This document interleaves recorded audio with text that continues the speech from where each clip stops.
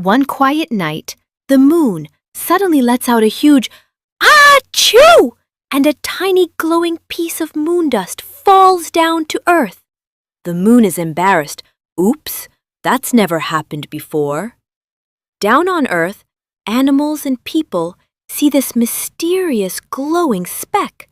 Everyone chases it thinking it's a star, a wish, or a powerful gem, but a curious little owl finds it first. The moon whispers softly, "That dust isn't magic unless you use it kindly." The owl doesn't keep it. Instead, she shares it with a lost baby bird who uses it to stay warm. Then the glowing dust spreads. Whoever is kind gets a sparkle.